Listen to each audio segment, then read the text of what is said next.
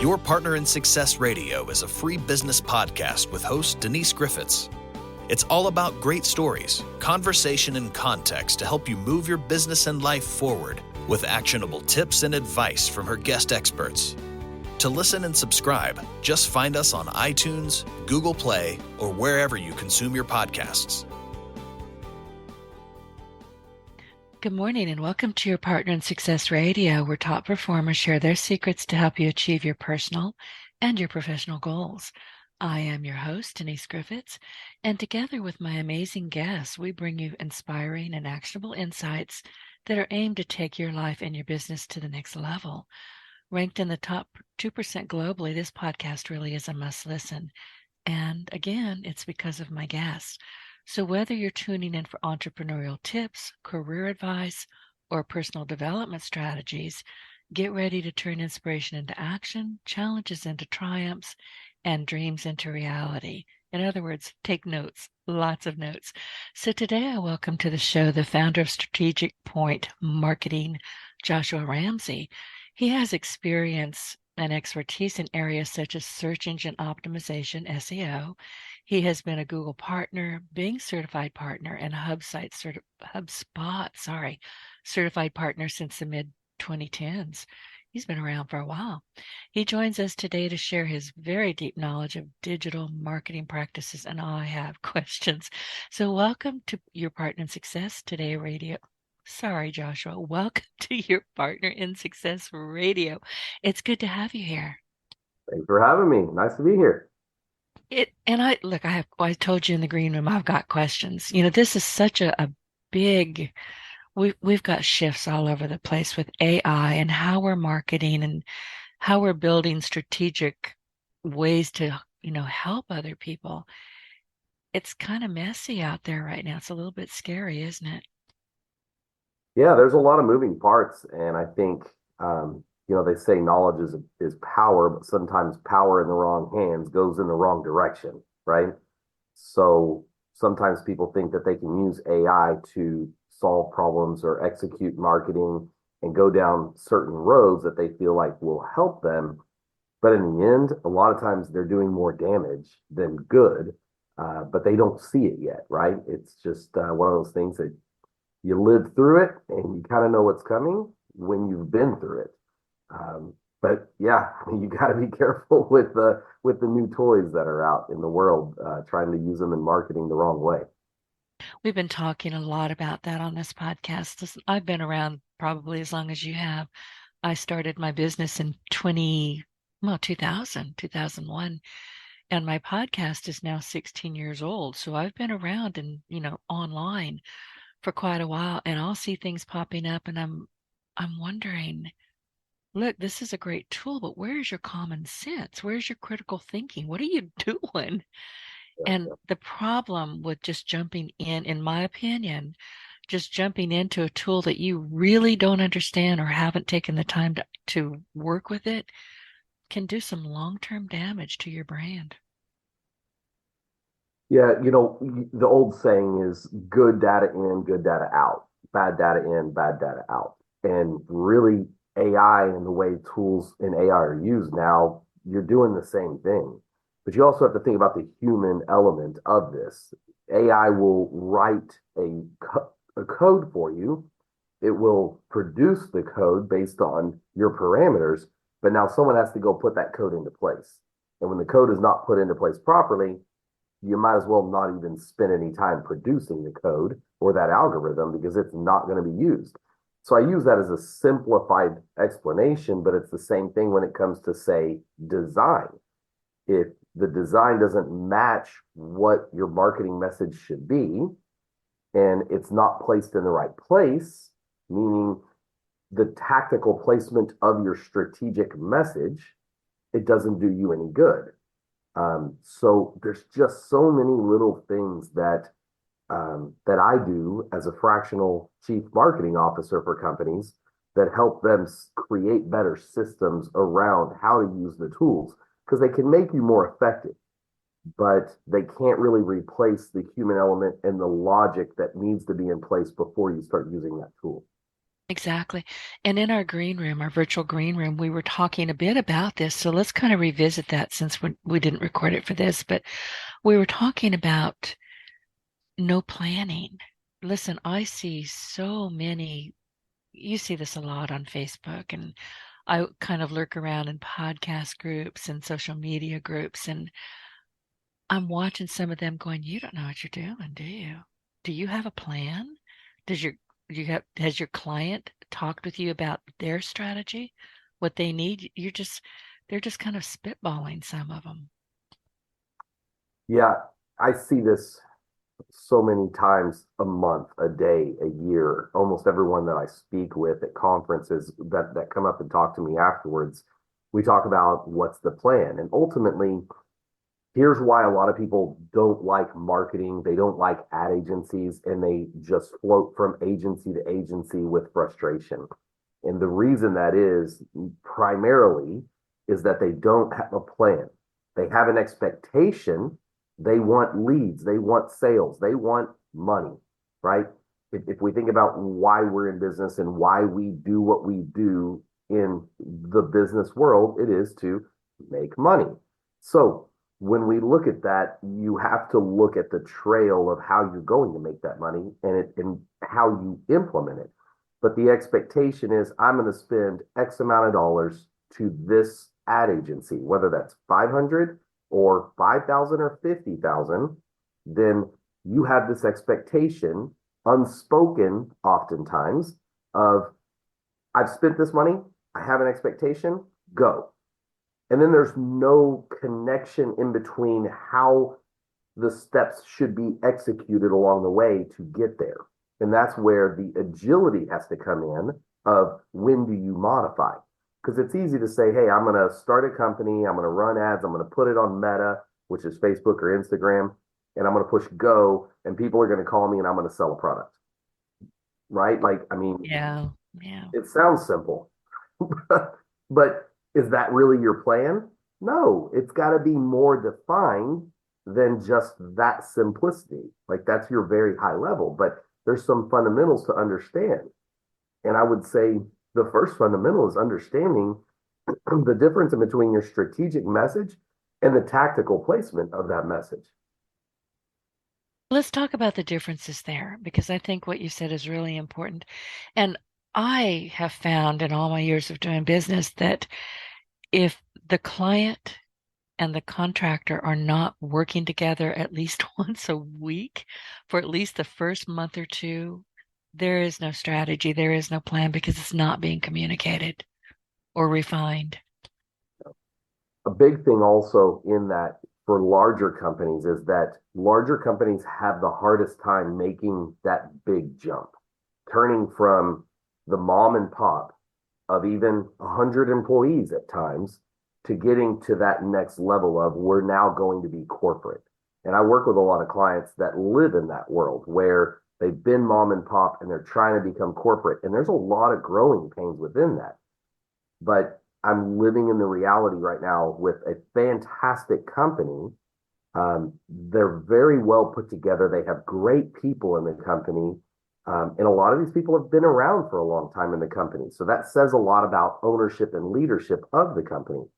But right now, they've grown so much that because they're so much in the weeds, they don't understand how to get out of the weeds. So they have people in meetings that don't need to be there. And the owner came in the other day and said, if this person doesn't need to be in this meeting, get out of the meeting. If they need to be here for the first 5 minutes, cover what you need to cover in the first 5 minutes and get them out. But they're trying to get there, but they're having a difficult time. But this now goes to your strategic planning when it comes to marketing of do you have the right people, right? The book Good to Great talks about the right people in the right bus in the right seats. And when you look at it that way, with that company, I've been working with them to try to make shifts and put people in the right seats that are better suited for what they're doing. That's part of the planning. Because if you'll indulge me for a minute, I want to make sure that everyone understands this part of strategic message versus tactical marketing. Your brain typically works one of two ways. You're either a picture person or you're a numbers person. And I'm simplifying this. but you can understand the difference of each, but you are either right brain or you're left brain. And one is pictures, one is data. It's hard to do both very well. But when you look at building a website, what happens is you go and you say, okay, I'm going to build a website. If you look at a website right now, what do you see? Pictures. Pictures, right. And honestly, calls to action. We have Well, very limited time. So those pictures have to tell a story. Like, hey, come over right. here. But see, Denise, I love where you're going because you just went fast track on what everyone does. Instead of quickly but methodically breaking it down, there's actually three brains that have to go together. You just took the third brain, which is the strategic strategist that helps make the decisions of the call to action and when to change them. You went like a lot of business owners do from a design and then you went straight to call to action. But when we talk about design, the design has to feed the user, just like you said, of we're limited on time because it's not what you say, it's not how you say it, it's what's perceived by your audience. What's in it So for the them? I design wish more has people to understood this. communicate. What's in it for them? It's not about you. Get over that idea. Yeah. But then you go to the third brain that we haven't mentioned yet, which is the coder. But the coder is just as important because how do the pictures move? How do the graphics happen? Is it a lazy load? Does it help speed? Because now the coder has to work with the strategist, and the strategist needs to dictate to the coder, this is my expectation of what the design should do. So that's where, if you don't break down those three different brains, you are never going to take your message and your possibilities, your business to the next level. It won't happen because if you don't have those three different people, you're trying to force someone that's only good at one of those things into all the holes. So I'll tell you right now, I'm not the greatest coder, but I'm a really good strategist, but I'm not a great designer. But I can look at design and know what's going to work and not based on the years of experience that I have. I started working in the web world in 2003. I started working in the media world, selling print advertising and such in the 90s. So I've seen what works and what doesn't work, and I've understood the messaging more, but that brought me to that level of I'm a good strategist, I'm a decent coder, and I'm a decent designer, but I'm not all three. And I don't think anyone out there ever can be all three because those are very different skill sets that people sharpen over the years. They really are. And listen, I think in pictures. I think in word pictures. I am a website designer. I work in WordPress. I build them in my sleep, honestly. I have been known, this is no joke, to be standing over my stove, making a gumbo and building a website right there at the stove. I can see it. I don't even have to, well, I'll go write it down eventually, but I've already built it in my head, the navigation, the images, the calls to action, what's in it for the audience. And I'm just blessed to be able to do that. But there are some parts of that journey, building that website and building the messaging behind it. I have a team. They are better than I am. I hire them because they're better than I am, and I depend on them to point me in the right direction. And that's it right there. So when a business owner is going to go hire an agency or hire a company or a person, I think that part of the plan is the first step, which is, okay, Denise, Josh, I'm considering hiring you. Tell me about your team. Who's going to be working on this? What is their skill set? I'm working. It happened this morning. I had a meeting with a client, and I loved that I taught them the right questions to ask. Because when I started working with them about 2 years ago, they didn't ask any questions. They were blindly trusting. They were blindly walking through and navigating the marketing world while that's not what they do.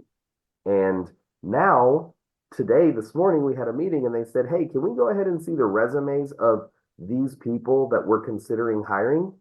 And I look at it and I'm like, wow. But their words were, Josh, we have you in place for a reason. If you like this one, go with it. But we would like to see resumes if you have the time and we have the on the Gantt chart, of what we're trying to execute. If we have the time and we can get the resumes of this person and maybe a couple others, we'd like to see the resumes. I looked at it. I'm like, yeah, let's get you the resumes because that's great that they're going to be that interactive. Because in the beginning, 2 years ago, they weren't, and they found themselves in a hole. They found themselves in the depths of no leads, no volume, no business, and a website that they had handed to a company that tanked them. Um, and now we're slowly building it back up and we're gaining more and more momentum. But it's been a difficult battle to get them from where they were when I started to where we are now. So And I'm guessing this is an e-commerce website. not an e-commerce website. They're actually general contractors, but they went Oh, to a big agency and they worked with one point person that was not a senior point person. And that company within 6 months took them from having somewhere around, I think it was in the range, they're a small outfit, but they were in the range of around 1,000 words ranked per sim rush tracking. And they went down to about 100. oh, So they tanked. yeah, tanked is the proper word. Yeah, that's you might as well have just shut it down and started fresh. Oh my But goodness. so this is now another good example as we're talking, and my brain is going through this of when do you make that decision? Well, agencies that are hired will oftentimes tell you, well, it takes 3 to 6 months to see results. Not really. If you watch the metrics, every time you make a change, I look at it and say it's a throttle. So if you're level, that's where you're at. When you make a change, what I always want to see is it going up or it's going down. I don't want it to stay the same. Because if you go build a new page, if you change keywords, if you do something and you submit it to Google, I want to see it go down or I want to see it go up. Number one, that tells the business owner that something happened. That's important to know. Okay. Number two, if it went up, you know you did well. Do it again, do it more, and do it faster. If it went down, at least you can now evaluate whatever you did didn't give you the output that you wanted. It doesn't take 3 months to see that you're losing rankings. Don't respond in 1 week, 7 days. No, you got to give it a little bit of time, but you should be watching it. And in 7 days, if your numbers and metrics are moving down, go back and start to watch it every day. In 7 days, if it goes up, let it ride for another 14. So there's no exact pinpoint of when you pull the plug, but there should be a pinpoint of KPI of I'm going to go check this in 3 days, 7 days, and then after 7 days, make a decision of let's check it in 2 weeks, let's check it in 30 days.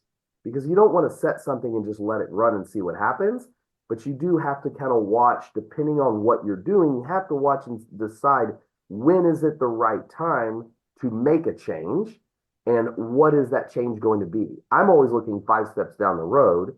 I'm not looking at the next two. And most people are like, oh, I'm all you got to do these first two. Yeah, but if it doesn't go this way, what am I going to do next? Right. And that's the agility of a good marketing strategy. And that's just so everyone understands, that's what a fractional CMO does. That's what I do. You need an agency to go execute. And Denise, we've talked a little bit about what you do, and you're a great executor. You're a great designer. And it sounds like you may have some of these people. We have not had all those conversations, but what I do for companies and agencies is I help them with the vision of the strategy. When do we make the change? When do we become agile? And then wrapping this part of the conversation back up a little bit, back to the beginning point, is this client trusted that agency too much.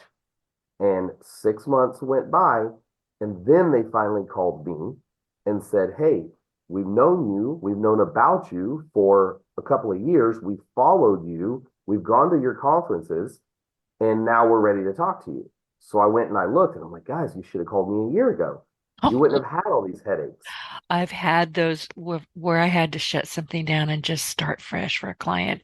It was such a mess that there was no, these giant agencies, listen, they started somewhere and God bless them, but they're out of control when it comes to the client. The client's like, I don't even understand what you just said to me. Why is nothing happening? Who can I talk to? And in this one particular one, he got a different person every single time. Yeah. And then I stepped in and raised holy hell, and it still didn't work. So we just shut it down and started over. Yeah.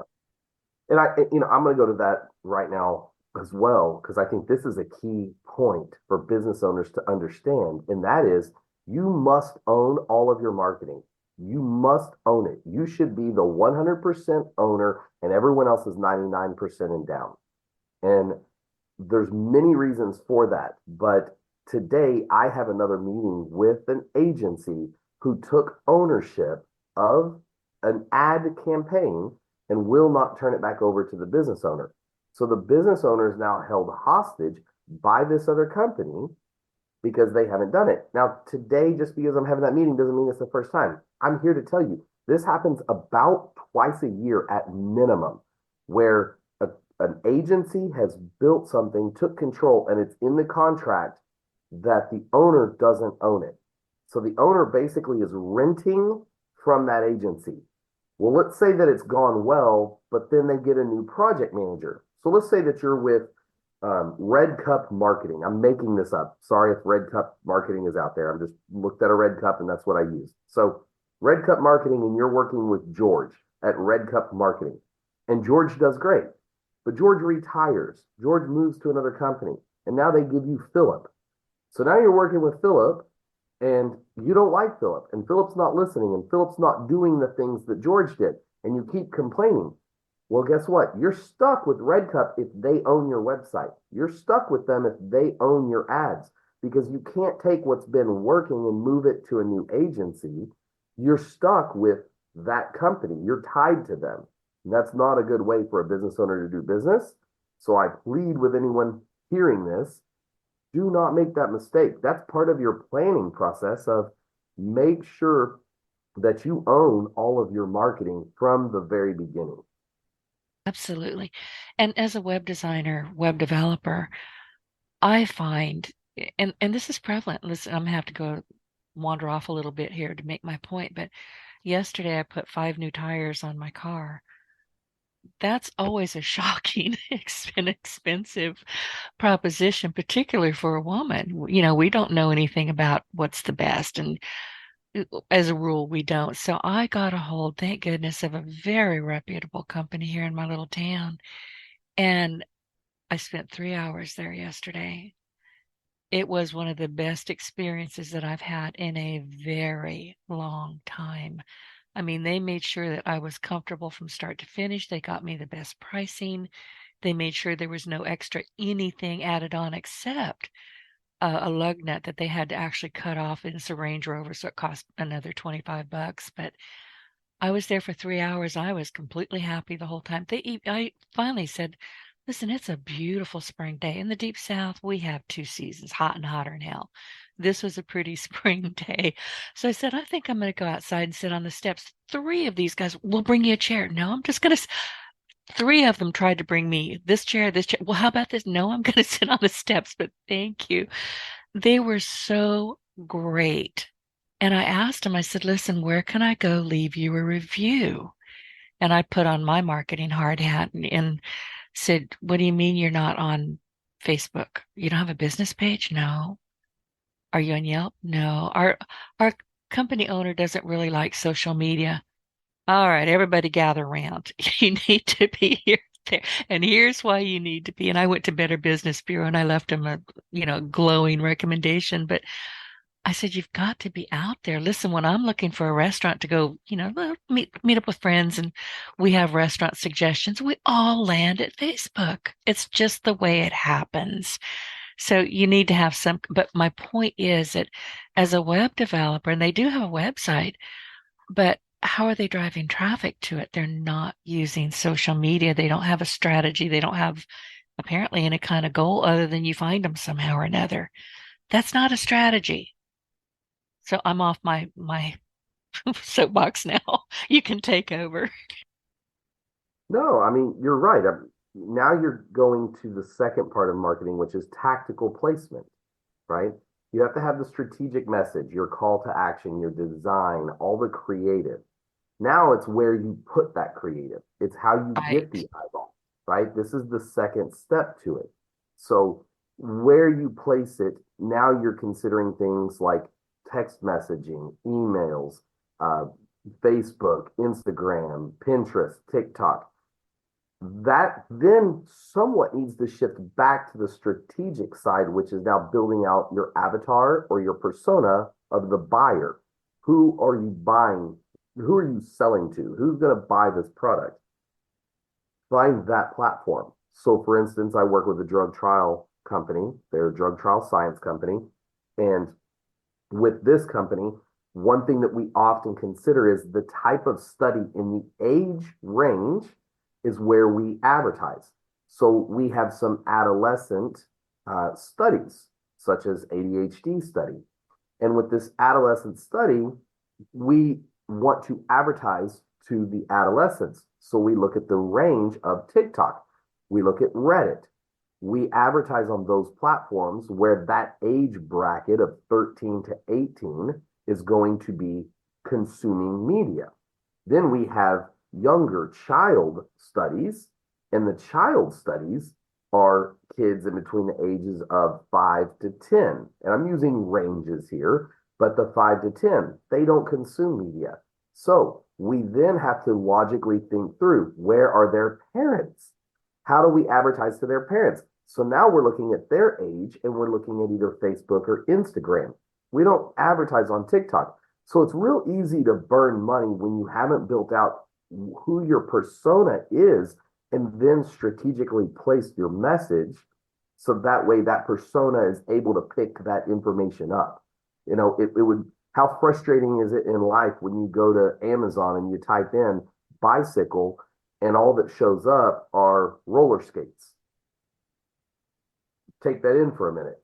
You typed in bicycle and you see roller skates. That doesn't happen, right?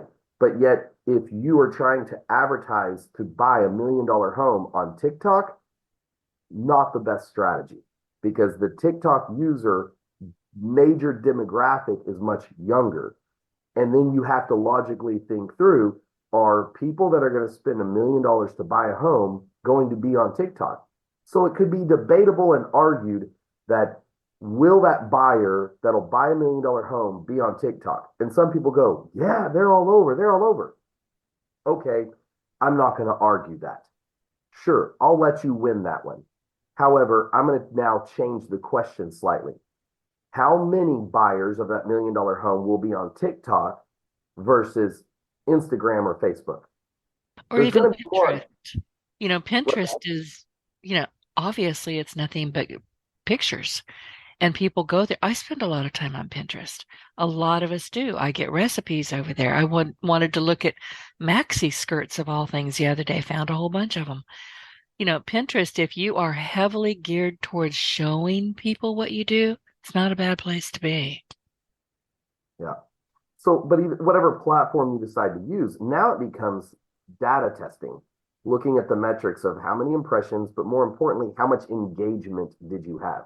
It's interesting that some people haven't paid attention as much as I believe they should, that Google runs a program called analytics. Some people don't even know this exists, but analytics tracks your website, and analytics as a whole is looking at the engagement of users to whatever advertising that you put out there. That's analytics in general. Google Analytics is what you put on your website. For those listeners that don't know what this is, it's Google Analytics, and you put it on your website. And the interesting thing that I don't believe has been spoken enough by marketing people out there that I teach about all the time, so it blows me away that they don't, is Google Analytics. One of the biggest changes is they now track the engagement rate of a user on people's websites. Now think about this for a second at a little bit of a deeper level. If Google is tracking the engagement of how much time a user spends on a website, I believe that we have to give a lot of credit that it's important to Google because they're tracking it. Therefore, the decisions that you make and the strategic execution of your website and the modifications should be all centered around what Google is tracking. I don't know why a company like Google would do something without the methodical execution that they put into place. And that is one of the biggest changes from the Google Universal, which lived through 10 to 12 years, to now what's called GA4. It's the fourth edition of Google Analytics, GA4. And now that they're tracking user engagement, I don't see any other reason why they would track it other than they care. Oh, they are really trying, as far as I can tell, and I've been watching them forever as well. They're gathering data, no question, but they're also in many, many ways putting that data to good use by helping you track your own data. So it makes sense. Listen, I've got a whole bunch of questions for you. Let's talk about the growing significance, and we're going to switch, topics here a bit. So let's talk about the growing significance of podcasts and marketing strategies. Listen, I'm a podcaster. I've been doing this a long time. So my question is, and this is for businesses, how are businesses leveraging podcasting effectively? I think it really comes down to, again, your strategic message and then tracking the data. I've looked at a lot of different podcasts. I watch different podcasts. I listen to different podcasts. And it's interesting to watch the metrics that are output by the the core podcast group and who the followers are, and then watching how much you can engage them into your website page and into your social media to increase that following, right? I don't know if I'm giving you the exact answer you're looking for, but I think that podcasts, they're a great use of sharing and displaying information, but I think oftentimes they're not marketed well based on the information that they give. And I take this a little bit to social media, because in social media, one of the things that I teach that I've seen become very effective in social media is you have 3 seconds to interrupt somebody, to break them from swiping to the next photo, or scrolling down their news feed on Facebook or whatever platform they're using, Pinterest, Instagram, whatever it is. You have 3 seconds. Then you have 6 seconds to engage them. And I think that 6 seconds is where people really miss, because it's easy to throw out a message that maybe they're going to stop and look at. But that next 6 seconds, equaling your first 9, has to be very engaging. It has to really engage, meaning pull someone in and make them stop and want to know more. Then your next 30 seconds, 20 to 30 seconds, is your education. If you do an outstanding job clearly communicating what makes you superior to anyone else, now you move into the offer, the fourth step, which is now your call to action. Here's where you should go next. Here's why you should do it. And I think when podcasts market themselves in that focus, those are the ones that I've seen move up the rankings and grow. Everybody wants to be a podcaster right now, and I am a firm believer in getting your voice heard. Sadly, though, I see way too many people, we're going to do this, and they're so excited, and 3 weeks, 3 months later, they're gone. They didn't have a plan. They didn't have a strategy. Sometimes they didn't even have a website. They just got caught up in the excitement of it all, because it is very exciting. It's not easy, y'all. I'm going to tell you right now, having a podcast, not easy, but it is well worth everything you put into it. But they're gone, and they're disappointed. In some cases, they're just flat out, they're heartbroken, but they didn't plan it. No strategy. Yeah, I mean, podcasts, in my opinion, is not much different than running any business, right? Exactly. And to me, and I'll say this over and over again, podcasting is in many ways marketing 101. You get your voice out there, you get on, you make sure that people can find you on social media, you give the reasons why they should find you. Your podcast will grow, and it'll grow quickly. Yeah. Yeah. And you've done it. Oh, yeah. But I did it by accident. I have to be honest about this. The first time that I was ever on a podcast, I didn't know I was. This was, back before anybody had ever heard of one. And this one, she's a podcaster herself, and we're still in touch. And she got in touch with me. She said, Denise, I'd like to do an interview with you. And I said, sure. She said, well, listen, just call this number. And I thought she was going to record it and then, transcribe it and then put it out on a blog. A couple days later, I get this, hey, here you are. And I went, what? I had no idea what it was. And then I heard my voice for the first time. And then I just went, oh, geez. Because to me, I sound like I'm about to sing happy birthday, Mr. President. I think I sound ridiculous. But I was caught up in the whole podcasting thing. And here I've been. It was an accident, pure and simple.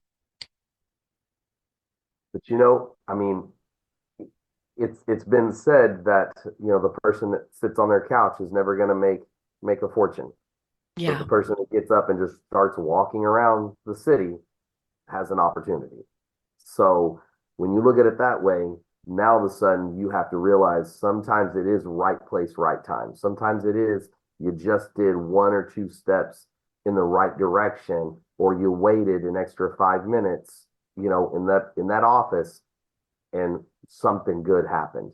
And that's just being fortunate. That's just being lucky. And I Paying think attention. in sports and in business and in life, sometimes you just got to have a little bit of luck.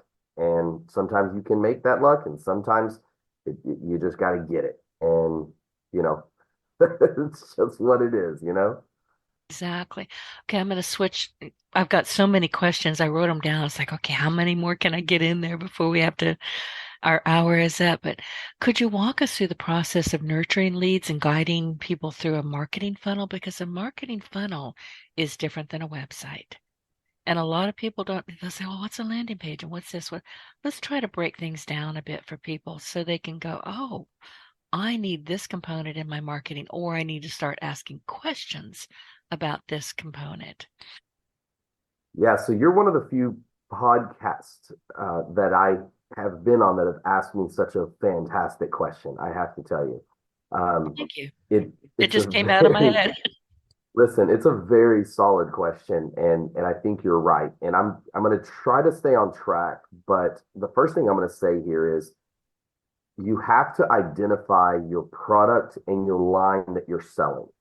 So, for instance, let's say you're a jewelry store. Well, as a jewelry store, what you need to know and pay attention to is which products is the prospect interested in and not. I'm going to use Nike for a second. I subscribe to Nike. I like looking at their shoes. I don't care anything about their clothes. Yet Nike still pushes their clothes to me. Now I assume that Nike being Nike, and I don't know personally their CMO, but I have to assume that they're still trying. There are people out there that look at the shoes, buy the shoes, and every now and then go buy the clothes. But the majority of what Nike gives me on my consumption of their messaging is shoe related. So when I'm looking at the shoes, what I don't want to be advertised are hats and clothes and pants.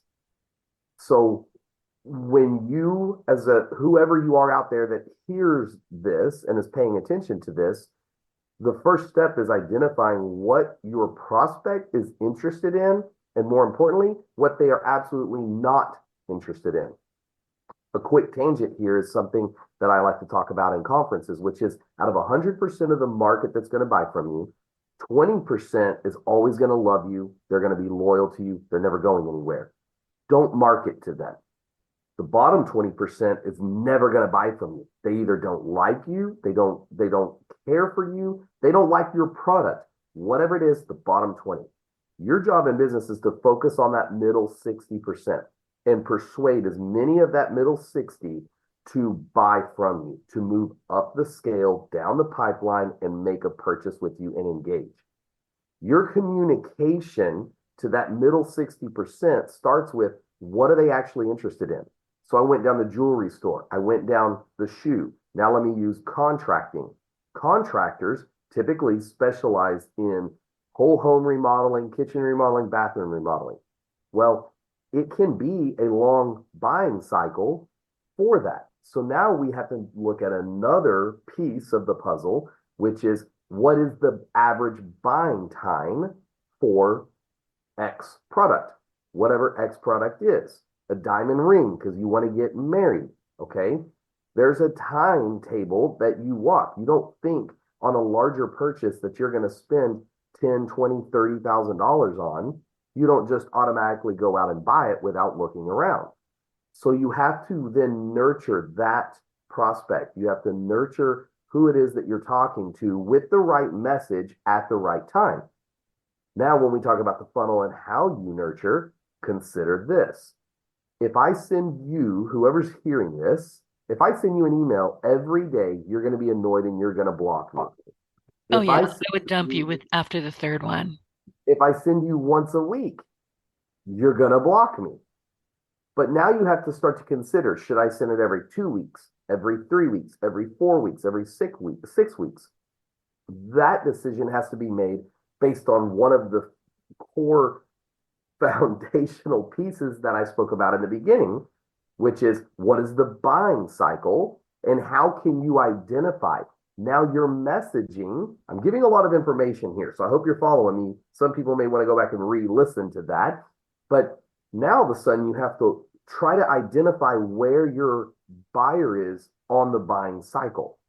There's different ways to do that. You could send out a text if they have subscribed to your text and say, are you looking to buy in the next 3 months, 6, 12, or 24? Sometimes on your initial intake, that can help. One of the things that I've done recently is I've worked with some contractors and we've built online funnels. The online funnel allows a user to come to our website and build the blueprint and get a price quote without even talking to us. Now, a lot of people go, wait, they're on my website. I want to talk to them. I want them to call me and ask for that, not get it for free. And I don't disagree, but if I can increase the engagement rate, first, the engagement rate, that's going to help us with Google and ranking. On top of that, if we can get consumers to go through the funnel, we can see what type of traffic we're driving in. And now we have a more qualified buyer if they get to the end of that funnel and they submit their information to us. On top of that, we can now know exactly what they're looking for and we can communicate in the timetable that is needed for them. And that's just in the contracting world that can cross over to others. Well, listen, I understand when people say, oh, yeah, but I want to talk to them. And that I was writing as you were talking, and that kind of leads me to what you said, which is very important, is persuasion. Marketing, in my mind, is persuasion. You want to persuade people to pay attention to you, to call you, to purchase from you, to refer you. It's all marketing is persuasion. A lot of people say, well, marketing is sales. Not necessarily. Those are, they may share some space at the table, but they're not the same. But what you're talking about, and I'm the same way. Listen, I want you to go through my funnel. I want you to go to my website. But what I really want to do is speak with you, because that's where two things happen. I can figure out if I can actually be of assistance to you and if I like you. Because if I don't like you, I won't work with you. That's just written in stone. But that goes back to the perception of a website, because it's, Zig Ziglar said for years, it's not what you say, it's how you say it. Right. But that's not true anymore. What's true is the first step of engagement. And the first step is perception. It's not what you say and it's not how you say it. It's what's perceived by your audience. Because sometimes you can have the best intentions, but you say the wrong words, and all of a sudden your intentions are out the window because the perception of the other person is totally thrown off. So how you communicate that information is massive. It's so important on how you communicate it, what's said and how it's said. And you're still not going to win 100% of the time. Last night, I had a conversation with somebody, and they took what I said to an extreme that was not even close to what I said and what I was intending to say. But their perception was so skewed that that person and I will probably never talk again. And I think all of us have experienced that. And it's just just one little thing, right? And we are going to run out of time shortly. This has been a very fast hour. So, Josh, what are some practical tips for boosting engagement on social media platforms? Because you're talking about connecting, persuasion, marketing, sales. Give us a few practical tips if you can. Well, the first thing is figure out what's your unique selling position. So it's referred to as the USP, unique selling position. I worked with a realtor not that long ago, and the core focus of working with that realtor, I asked her, what makes you unique? And she said, my story. And I tell my story really well. So I went and I looked at all of her social media. There was nothing about her story on any of her social media. We all have something that's called the inside reality and the outside perception. The inside, I use a story, if you'll indulge me for a second. I'll try to make it short and sweet. But when I met my wife, she looked at my social media. I met her a long time ago on MySpace, and she looked at my social media, and I never really thought about my social media in the way that her and I talked about it over the years to come. And here's what it hit me later in life is that I would go out with my friends to a birthday party, have a beer, hold it up, take a picture, put it on MySpace. The next weekend, I'd go to the lake, have a beer with my buddies, play volleyball, soccer, whatever on the beach, hold a beer, take a picture, put it up. Next time I go to a family event with my brother, we have a glass of wine at dinner. So there's wine, I hold it up, cheers, picture on social media. Next thing you know, what do I look like? An A alcoholic, lush. Yeah. right? I'm surprised she All this talked to guy you. I does would is have. party and drink. Yeah. But here's what I wasn't showing. I was teaching in the church kids groups. I was volunteering time. I was volunteering my energy to other businesses that were trying to grow. And I was working as part of the security team to keep people safe in our church. I didn't walk around taking selfies because selfies, when MySpace was around, weren't real. Um, but I didn't get those pictures. I didn't ask someone, hey, take a picture of this and let me go think to put this on my MySpace. So my inside reality was that I'm a good guy. I try to do good things. I have good ethics, morals, and values. But the outside perception was the furthest thing from my inside reality. So what's my unique selling position? I needed to shift what that was. I need to better explain my inside reality. So back to the realtor, she looks like everyone else. So on her social media, why would I buy from her when she looks like everyone else? Why am I going to call her and give her an opportunity to pitch me? We don't have time to call 50 different realtors. We're going to just go with whoever we feel like. I just bought a new car, and I have a lot of people that wanted to sell me a new car. I ended up going with a guy because a good buddy of mine introduced me to him. I met him, I liked him immediately, and I bought from him. Referrals I are the got short best. on time. But now, if you go back and you look at the buying cycle of everything I just said, when you look at your social media, you're trying to advertise on social media, website, a billboard. What's your unique selling position, and how well are you communicating that to now go back to what is the middle 60% perception of your unique selling position? Understood. And referrals. I'm telling you, that's how I found these tire guys. Caught up with my next door neighbor and said, where do you get your tires? And he sent me straight to them. I'd never heard of them, but they did a great job. One last question. I know we're bouncing around a bit here, but it's a big topic we're talking about. Josh, what are some of the core values or principles that guide you in your work and your life, and how do you stay true to them? For I'm myself, speechless. I didn't mean to yeah, do well, I that. mean, Sorry. it's a good question. Again, a great question. I don't get asked very often in the way that you asked it, but I do say this to people. And for me, I'm just going to speak for myself on this because I believe that's how you pose the question. The way I do business is I just treat people the way I want to be treated, and I do what I say I'm going to do. And I have found in my life and in my experience of life, both in family and in friends and in business, that's actually a rarity nowadays. That people say one thing and then they don't do it. They don't follow through. They can't do it. They're not able to do it, whatever that is. But I just focus on drawing a circle around myself and only working on making the people in that circle better every single day by doing the best I can do. And what that means is when I tell someone I'm going to do it, I do it. And if I can't, I quickly come back and say, I can't do it. And here's my roadblock. Here's what I believe my solutions could be. If we want to explore these, let's explore them. But that's the communication. And ultimately, it just comes back to what I said in the beginning.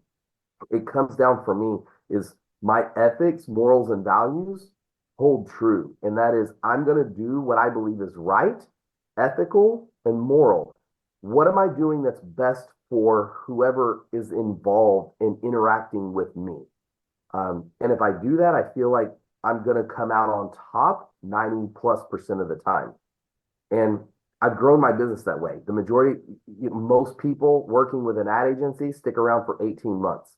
The majority of my clients have been with me for more than 3 or 4 years. On the fractional CMO side, most of my clients, it's still a relatively new company. I only started it in 2018, but my average lifespan of a client in the fractional CMO side is over a year. And most CMOs are 3 months. So there's a reason that I have found that it keeps working is because I come in with a logical plan. I treat people the way that they want to be treated and how I would want to be treated. And ultimately, I'll wrap with this is I follow what's spoken in the Bible, which is treat people the way you want to be treated, be good to people, be kind, and love them. And that's where my ethics and morals come from. The golden rule. It's a great response, and thank you so much. And Josh, I really appreciate your company today, and spending time with you has been a definite pleasure. So would you mind sharing your online presence and your preferred means of contact for those who I can't talk today, those who wish to learn more about you? Yeah, absolutely. So my name is Josh Ramsey, and my company is a chief marketing officer. So if you look up Josh Ramsey, Fractional CMO, or go to jrcmo.com, you'll find me. One of the things that I'm pretty proud of, I'll share 2 of them that'll help people find me. But one of them is I've been doing online digital media since 2003. There's not one bad review online about me at all. The number one reason is if I don't do what I say I'm going to do, I refund money. Meaning we make a plan, we execute that plan, and if that plan's not executed, I make it right.